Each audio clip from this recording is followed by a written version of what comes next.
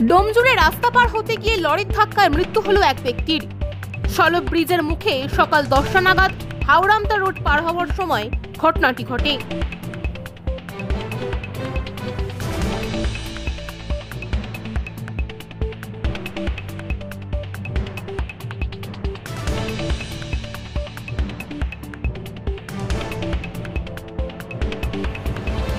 শীতলাতলার বাসিন্দা বছর 75-এর শঙ্কর দত্ত তিনি ব্রিজের মুখে রাস্তা পার হচ্ছিলেন।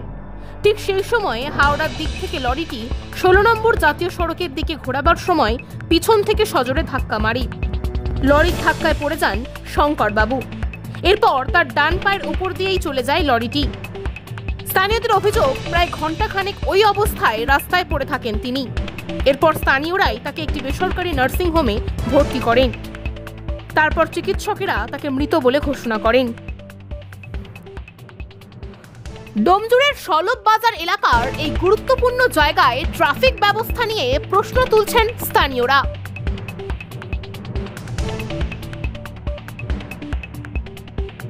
এই যে গুরুত্বপূর্ণ মোড়, স্থানীয়দের অভিযোগ যে এখানে কিন্তু কোন রকম ট্রাফিক ব্যবস্থা বা কোন রকম ট্রাফিক পুলিশ তারা কিন্তু থাকে না। অর্থাৎ এই বিপজ্জনক জায়গা আমি দেখাবার চেষ্টা করবো। এই বিপজ্জনক জায়গা দিয়ে কিন্তু প্রতিদিন ছোট বড় দুর্ঘটনা ঘটে চলেছে। একদিক থেকে জাতীয় সড়ক থেকে যেরকম হাওড়া আমতা রোডে উঠছে যানবাহন, অন্যদিকে হাওড়া আমতা রোড থেকে আবার জাতীয় সড়কের দিকেও যাচ্ছে। এই গুরুত্বপূর্ণ মোড়ে কিন্তু দীর্ঘদিন সাধারণ মানুষের অভিযোগ, একেবারে দীর্ঘদিন কিন্তু কোন রকম ট্রাফিক ব্যবস্থা থাকে না। তাই কিন্তু আজকে সকালে ঠিক পাহারার সময় 82 বছরের শঙ্কর দত্ত, যার বাড়ি ডোমজুড়ের কাললিয়া শীতলাতলায়, তিনি কিন্তু ঠিক এই রাস্তার মুখে পার হওয়ার সময় লরি কিন্তু সে নামে এবং তারপরে তার ডান পায়ের উপরেই পুরো চাপিয়ে দেয়। যে ছবি আমরা দেখাচ্ছি, একেবারে সাত সকালেই মর্মান্তিক যে দুর্ঘটনা, এই দুর্ঘটনায় এবং আরো অভিযোগ যে প্রায় পৌনে 1 ঘন্টা, প্রায় 45 মিনিট কিন্তু যে আহত অবস্থায় তিনি কিন্তু পড়েছিলেন। তারপরে ঘটনাস্থলে ছুটে আসে পুলিশ এবং প্রথমে সাধারণ মানুষই কিন্তু তাকে জল দেয়। তারপরে স্থানীয় একটি বেসরকারি নার্সিংহোমে ভর্তি করে, আর সেখানেই কিন্তু ডাক্তাররা অর্থাৎ চিকিৎসকরা তাকে মৃত বলে ঘোষণা করে। আর একটা বয়স্ক লোক আসছিল এখান দিয়ে, মানে এবারে ওই যে গাড়িটা আছে না, ও সামনের চাকাতে পড়ে গেছে। ও দেখেনি, কোনো ট্রাফিকও ছিল না, কিচ্ছু ছিল না এখানে। এরকম অবস্থা, লোকটা পাটা পুরো বাদ চলে গেছে। দেখো 2 জায়গায় রক্ত, পা পুরো ঝুলছে। তাকে সেন্ট্রালে নিয়ে যাওয়া হয়েছে এখন। আর এখানে ট্রাফিক নেই তো, ট্রাফিক নেই বলেই তো হয়েছে। লরিতে ব্রিজে উঠতে গিয়ে আর ভদ্রলোক ছিল, আর সামনের জায়গায় হয়েছে আবার। এটা সলভ বাজার, হ্যাঁ, জমজমাট এলাকা, কিন্তু কোনো ট্রাফিক নেই। একটা ট্রাফিক দেখাতে পাচ্ছি এখানে, স্কুলের টাইম। আর যত সমস্ত বড় বড় গাড়ি সব এখান থেকে ঘুরছে, সব বড় বড় গাড়ি এখানে। পুলিশের কোনো আর ওই যে পুলিশ এলে থাকে ওই যে ছাউনির তলায় দাঁড়িয়ে থাকে, পুলিশ এখানে থাকে না।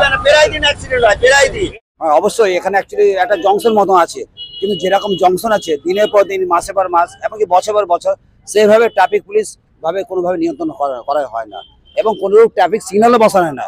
আমি আশ্চর্য হয়ে যাচ্ছি, এরকম একটা গুরুত্বপূর্ণ জায়গাতে সরকারিভাবে কেন পদক্ষেপ নেওয়া হয় না। সত্যি কথা বলতে কি, আমি তো নিজে অবাক হয়ে যাচ্ছি। অথচ অনেক কম পপুলেটেড জায়গা বা জংশন কম, সেখানে ট্রাফিক সিগন্যাল বসে গেছে, ট্রাফিক পুলিশের বসে, কিন্তু এখানে প্রায় দেখা যায় না, ম্যাক্সিমাম টাইমে পুরো ফাঁকা থাকে। এইভাবে দুর্ঘটনা ঘটছে, সত্যিকারে খুব দুঃখজনক ব্যাপার। আমরা তো সাধারণ মানুষের প্রাণ যাচ্ছে, ট্রাফিক গুলো জ্যাম হয়ে যাচ্ছে, রাস্তাঘাট এমনিতেও খারাপ, ম্যাক্সিমাম টাইমে ট্রাফিক যানজট চলে যাচ্ছে। হ্যাঁ, সত্যিকারে খুব ডিফিকাল্ট ব্যাপার। আজকে বিপজ্জনক ভাবে গাড়ি ঘুরছে, কত টোটো উল্টে যাচ্ছে, কত গাড়িতে লাগছে, বিয়ে বাড়ি গাড়ি, বড় অনেক কিছু ঘটনা ঘটছে। সত্যিকারে প্রচন্ড দুঃখজনক ব্যাপার। তাই আমরা সবাই গ্রামবাসী হিসেবে আমরা আবেদন জানাচ্ছি, অতি দ্রুত এখানে একটা ট্রাফিক সিগন্যাল বসানো হোক এবং নিয়মিতভাবে ট্রাফিক পুলিশের ব্যবস্থা করা হোক, নতুবা এই দুর্ঘটনার পরিমাণ কিন্তু দিনের পর দিন বেড়ে যাবে। কারণ এরকম একটা গুরুত্বপূর্ণ জায়গাতে জংশন, সেখানে কোনো রূপ ট্রাফিক পুলিশ থাকে না, এটা কিন্তু খুব দুঃখজনক ব্যাপার। এটা বলার আমার কি প্রশ্ন থাকে না, খুবই বেদনাদায়ক ব্যাপার। হ্যাঁ, এই দুর্ঘটনার জন্য কে দায়ী নেবে? এটার জন্য কে দায়ী হবে? সেই পরিবারটা তো গেল। তাহলে এটা যদি আমরা একটু সতর্ক থাকতাম, এখানে যদি ট্রাফিক সিগন্যালের ব্যবস্থা থাকতো, কত রকম জংশন, 4-5টা রোড এসে এক জায়গায় মিলিত হয়েছে, গাড়িগুলো ঘুরতে পারছে না, বড় বড় গাড়িগুলো আসছে 10 চাকা 5 চাকা। হ্যাঁ, এটা কিন্তু সরকারিভাবে একটু ব্যবস্থা করলে ভালো হয়। আপনাদের